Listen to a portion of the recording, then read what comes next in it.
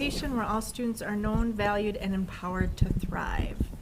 Do I have any additional items for the agenda? If not, do I have a motion to approve the agenda? So moved. Motion by Laura Size. Do I have a second? I'll second. Second by Dave Olson. All those in favor say aye. Aye. Those opposed say nay. Motion carries 6-0.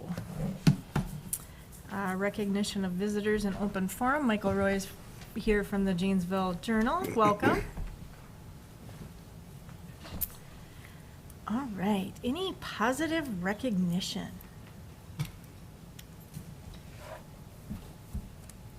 I just have the football team on their great win. Yeah, that's what I was gonna say too.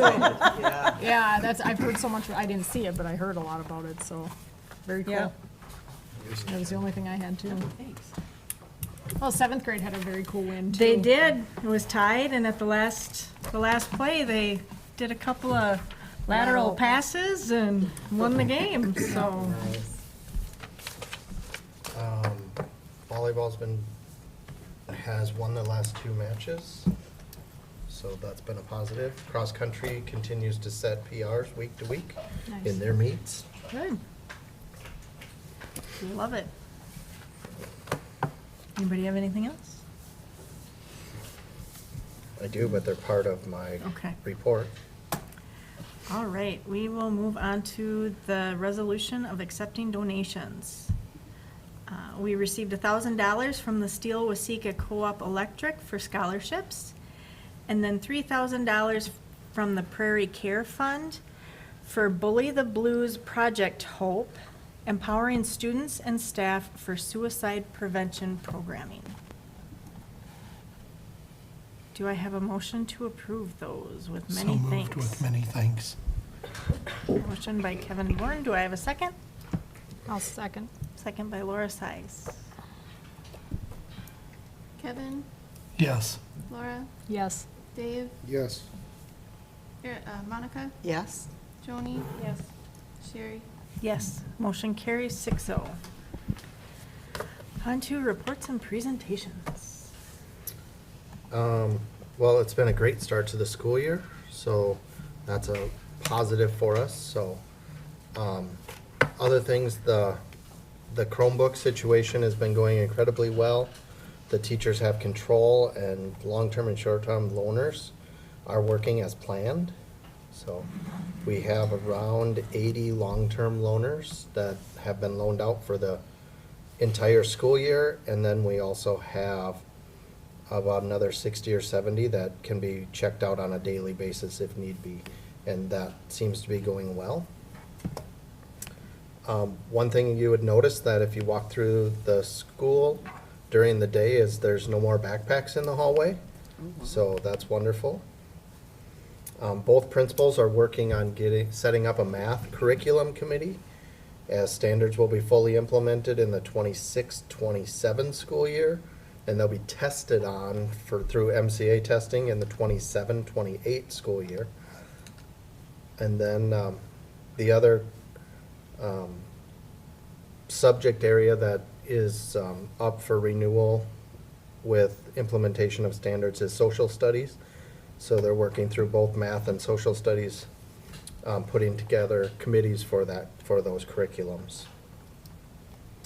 The new reading curriculum at the elementary is a lot more rigorous than previous curriculums, and it's just been a great start with that. The teachers seem to be enjoying it. I've sat in on a couple PLCs with them, and they're talking about the great things that curriculum's bringing forward, such as vocabulary. I was surprised hearing 3rd grade vocabulary being like the word meander. Wow. And the kids are using it on a daily basis in the classroom in the correct content areas and in the correct ways. So that was just one example that I can remember now. The elementary will continue with positive recognition with monthly celebrations and often office referrals, positive office referrals. So that's a great thing. It's levy season. You'll hear Wendy talk about that in a little bit. So she's been working with Ellers to make sure our levy amounts are appropriate for the fiscal year '27. Audit is underway, so just finishing up, cleaning up some year-end coding. And then Wendy did a presentation to all staff about fund balance, and that was well received. A few folks thanked her for that information and said it was very helpful. We have 2 students joining the Gopher Conference Student Athlete Leadership Team. So 2 juniors that will be attending with our current senior reps. So that's a good thing that we have more leaders coming through. Tuesday is the fall Minnesota State High School League office meetings. So Nikki will be attending that.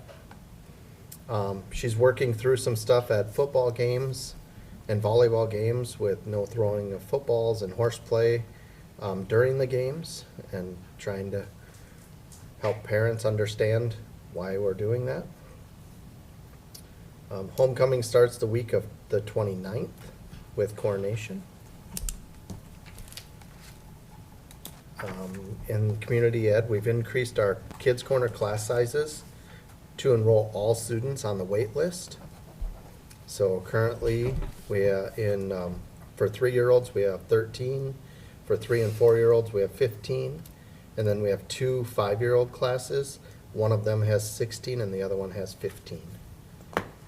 So that's a great thing. And then we're at capacity in wraparound. The licensure approved a plan in place for when the group limit exceeds 20 at lunch and on Friday mornings. So we knew we were gonna exceed, so Samantha was very proactive about it, contacted the licensor with a plan. Licensor said, yes, go ahead. You have my blessing to go through with this plan and have those kids in there. So, we had our first fire drill this morning. Sounds like that went successful. And the playground shade, front playground shade is expected to ship from the manufacturer the beginning of October. Are they gonna put that up right away? Or are We they don't gonna know if wait till- it'll probably go up in the spring because Okay. they'll have to do some. I was gonna say, I wouldn't put it up right now. Yeah, they'll have to put some sono tubes in and everything. Okay. So, from Adam's perspective in the technology, Chromebooks appear to be working well. So far, we've had 5 of our brand new ones that needed to be sent back for warranty repair with faulty webcams. And then the new switches and access points are nearing the end of configuration stage and will be shipped to JWP for self-installation. That's to be determined. It should be, I think they'll be shipped by the end of the week. And JWP staff has successfully implemented 2-step verification on district Google accounts to increase our data and account security. Annika's been working on the STAR report, district newsletter, and prepping for the Minnesota paid leave. Her and I were at a law conference today where she got to learn more about that also. Laura in the nurse's office has got screening for hearing and vision set up for October 23rd. We have Rasmussen nursing students that come in and assist with that. We have a blood drive set up for October 15th, and we have a junior NHS member and a senior mentor running the drive this year. We have flu vaccine clinic for staff and students who are signed up by their parents on October 14th. And the first round of our RQI, which is our CPR machine that we had got a grant for last year, went to our new EMR class, and the kids did very well with that program, getting certified in CPR. Crossing Guard, we have about 19 members signed up between 5th and 6th grade. They'll be doing some more training with them on November 17th. Sheila's also working on a slideshow presentation for students and staff to teach them about reunification process, And flyers will be made to send out to parents explaining reunification. And then at our upcoming admin meeting on Wednesday, we're gonna discuss security and safety following the recent school shootings, some concerns in building security, accessible daily routine information, and simplifying rally points will be some of the things we discuss. Then, the special ed, they've purchased a new program that will help assist the case managers write their IEP goals, which is great. And then we have 6 students that have applied to be part of the student school board representatives. We have 3 juniors and 3 sophomores signed up so far. That application went out Friday, so, and that's open until October 3rd. So we'll see how many more we get signed up for that. And I'm working on the Minnesota Common Course Catalog report that's due to the state at the end of the month. So it's been busy, but we've got some really great things happening here at JWP. Are you on some committee with the county? Yeah, I'm on a couple different committees with the Oh, county. okay, I was just, I just seen in the paper or whatever, I didn't know if you The had mentioned opioid? that. Yeah, I didn't know if you had mentioned that to the board, just. No, I am on the opioid committee for the county, and there's so much money designated, and myself, along with a number of other community members or community leaders, are on this committee deciding how best we spend that money. Andrea Cronenbach is in charge of it through the county, and they've been doing different surveys to see where community stakeholders feel like that money should be spent most effectively, and it's coming back as educating students and is the biggest takeaway from it.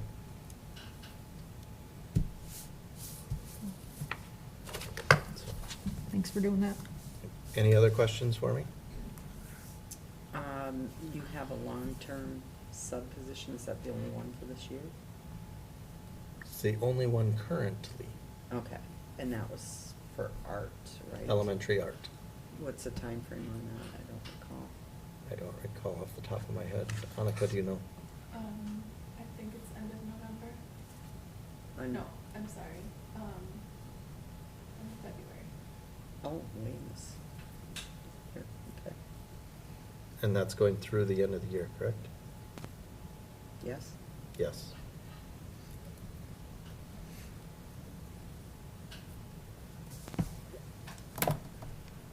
Any other questions? All right, well, thank you. On to budget information and the treasurer's report. You'll just see the updated cash balances. Just kind of following the trends, of course, but lower than we'd like to be. Like to get that number a little higher so we have more cash. That'd be great. We did have a CD that renewed, and so we've got 2 12-month CDs now that are on opposite, like on 6-month renewal schedule. So working with Sean on keeping an eye on rates on that and trying to make some good decisions on how to get some more interest on our dollars. And then the next page is the updated student counts. The 24-25 column is where our ADM is landing with our end-of-year data. That will be finalized in October. The schools all have until October 2nd to send in their final 24-25 student data in the MARS system. So we're landing at about 601.07 students for last year. And then I put in the adjusted ADM estimate from July. That is what we built our budget on. And then the enrollment that we were looking at over the summer, and then the first day of school, I looked up last Friday Friday afternoon, I looked up what we were at on the first day of school. So you'll see we lost a few kids over the summer. That happens a lot of times when, families move. We kind of have to see who shows up on the first day and look for those record requests from other schools. So there were about 9 kids that enrolled elsewhere throughout the area and moved away or whatever. So we're looking at about 589 potentially after our adjustments with PSEO and just kind of not counting the early childhood special ed until we know for sure more of how many of those kids we're serving and how many hours we're serving them, so.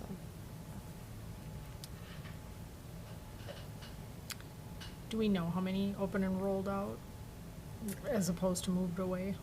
I don't know the families personally, so I guess I don't know if they've moved or not. We can get that information.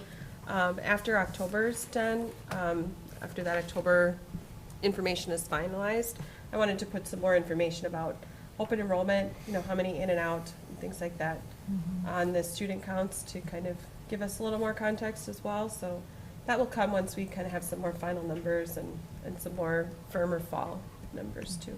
And The hopefully, like, parent approached me today and she took her son out because of bullying. So one is that.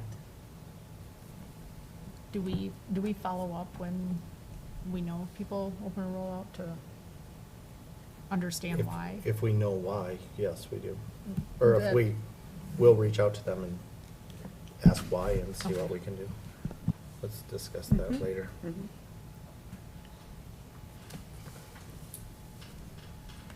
Any other questions for Wendy? All right, thank you. Committee reports. I think the only committee that met was our certified negotiation committee. Met last week to just do some strategic planning prior to our meeting tomorrow night with our teacher negotiators. Okay. All right. Move on to the consent agenda. There is a whole bunch of policies in there, just to let you know that they are changes from the 2025 Minnesota legislature. So, I do have a clarifying question on Yep. the one, Which one? which one? the first one, the Overdose? overdose one. So a student is allowed to administer the overdose medication to another student?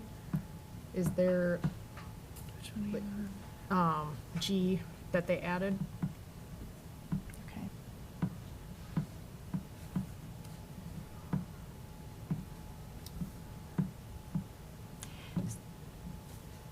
So they can, but they enacted that, but it doesn't necessarily mean that as a school district that we have to have that in there. Well, I was just curious if they had more context around that, like, well, I guess it does say possess, so the kid could have it on them. Mhm.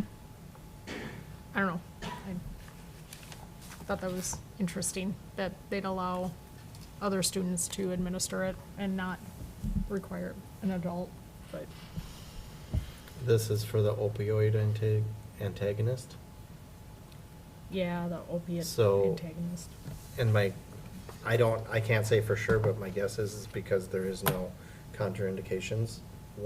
If it's given, Okay, it doesn't hurt the person whether they're on an opioid or not. okay. Do we want to keep this in here? Do we want to pull it out and review it individually at a different time under the policy committee? Well, and that might be a good thing to bring back to your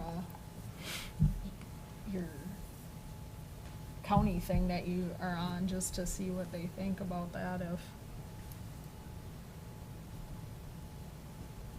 I mean, if it can save a life and they're there, I'm fine with that too. It Right. just seems odd that they, We have the overdose medication on site.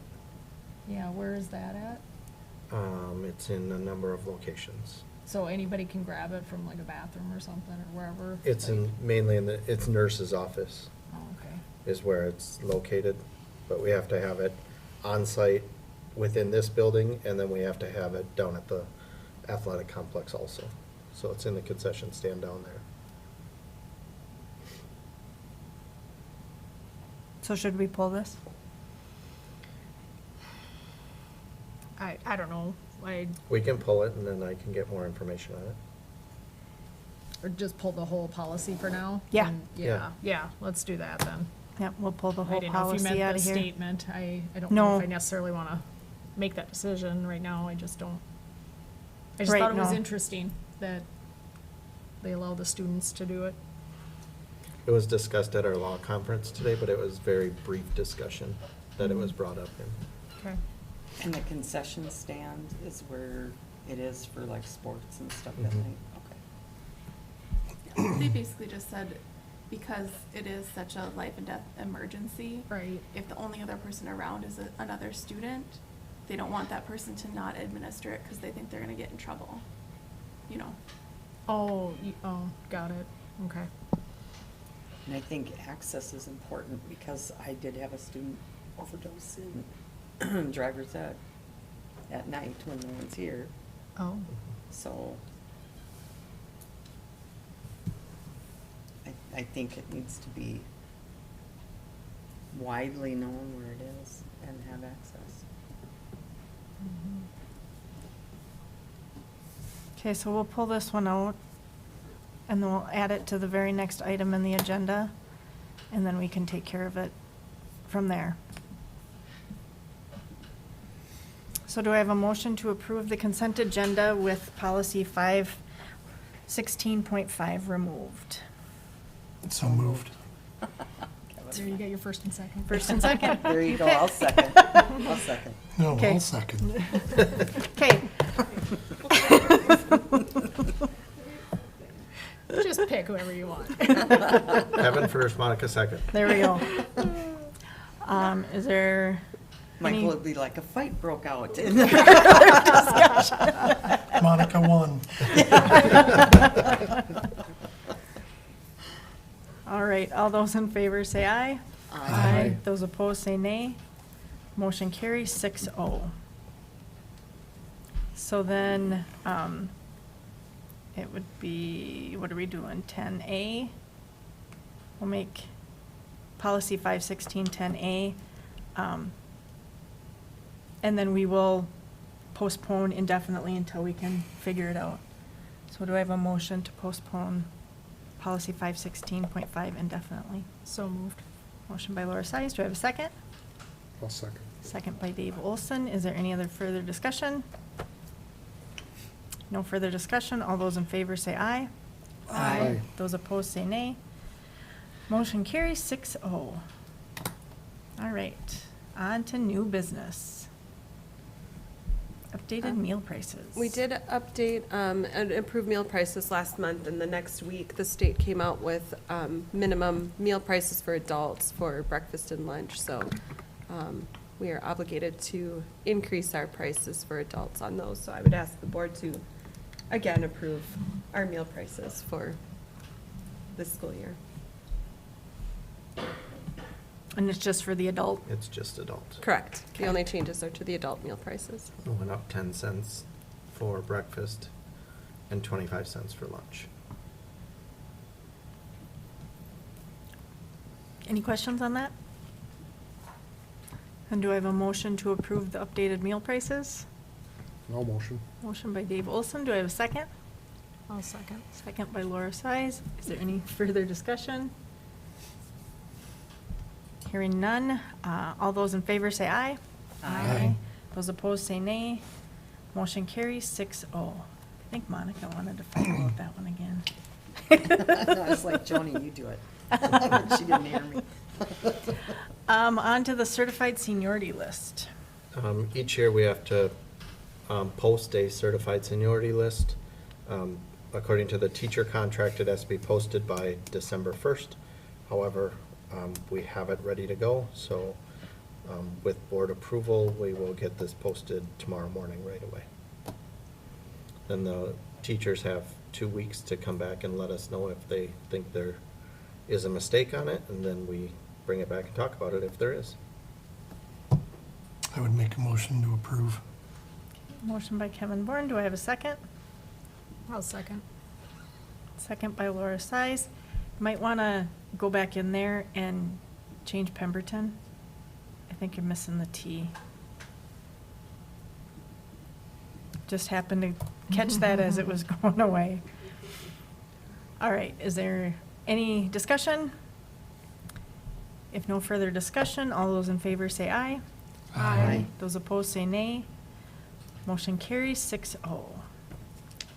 Now on to the non-certified seniority list. We do the same thing with non-certified, so here's an updated list of the non-certified that we will post with board approval tomorrow. All right. Do I have a motion to approve the non-certified seniority list? I'll motion. Motion by Dave Olson. Do I have a second? I'll second. Second by Joni Olson. Is there any discussion? No further discussion. All those in favor say aye. Aye. Those opposed say nay. Motion carries 6-0. On to levy certification. As Jeremy mentioned in his superintendent report, it's property tax levy time.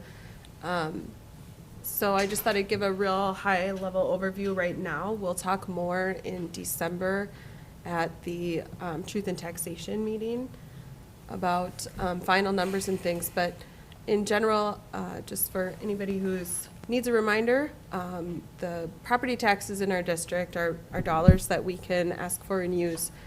And so it's all depends on these steps that go through the county assessor and the legislature, determine the property values in our district, and the legislature sets the calculations and formulas. Our county auditor calculates some more taxes and how much each school district can get in their area. The Minnesota Department of Education then kind of does some more calculating and based on enrollment and things like that. So at step 5 is where we're at right now in September through December. And so we kind of are working in the draft session right now. The school districts go into the levy system at the state and enter in the things that we're doing and the things we want money for and our enrollment. And then we get reports and then we say, oh, that's not what we expected. So we go in and we make some more changes. And so it's a lot of back and forth through September 30th. And so for now, up until September 30th, there's going to be a lot of changes. So yeah, we can look at this timeline here. So on September 9th is when we first got our levy report. And tonight, we'll need to approve our initial proposed levy amounts. And then in mid-November, we need to do this now because in mid-November, the county sends out their tax statements.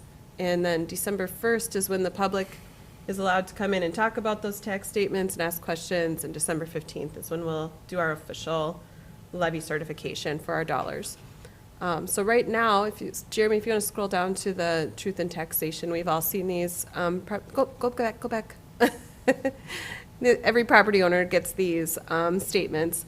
And so there's a blue arrow down towards the bottom there that points out the sample school line. And so that's the number we're kind of shooting for to show up.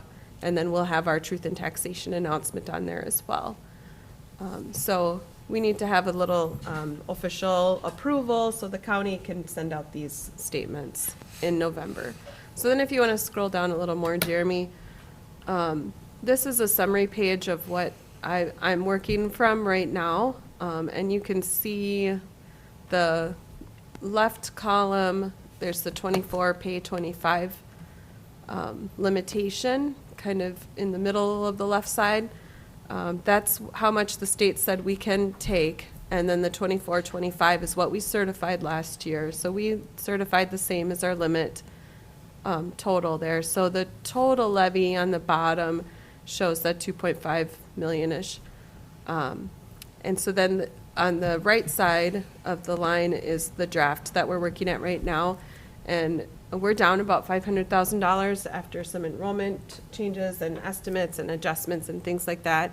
And there's some other things on the back end that MDE is working on as well. So I'm working with Ellers to get that number up a little bit more to make sure we're capturing the dollars that we can for this coming cycle. So that's where we're sitting right now. And since there are some opportunities to get some more, if you want to scroll down a little more, Jeremy, I highly recommend, not just in a year when our number is lower than what we want to actually certify, but in every year we recommend certifying the maximum.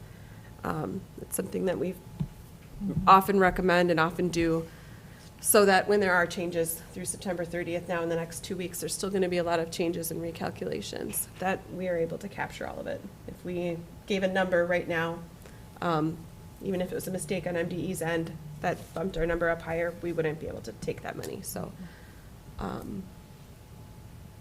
any questions on the levy before I ask for an approval?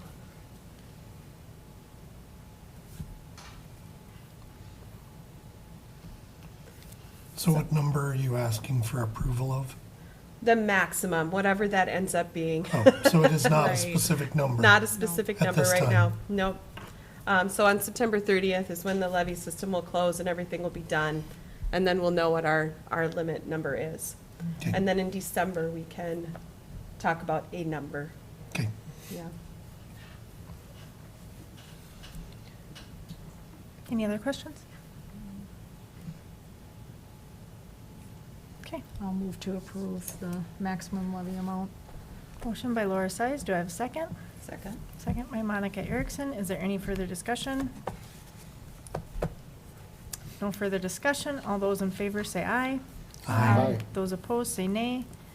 Motion carries 6-0. Just curious, what number do you have built into our preliminary budget? Well, this will be for the fiscal 27, so I don't yet. Got it. Yeah. All right, our upcoming meetings are October 6th with a study session with curriculum and instruction. October 20th, a regular board meeting. November 3rd is a study session followed by the comprehensive achievement and civic readiness meeting.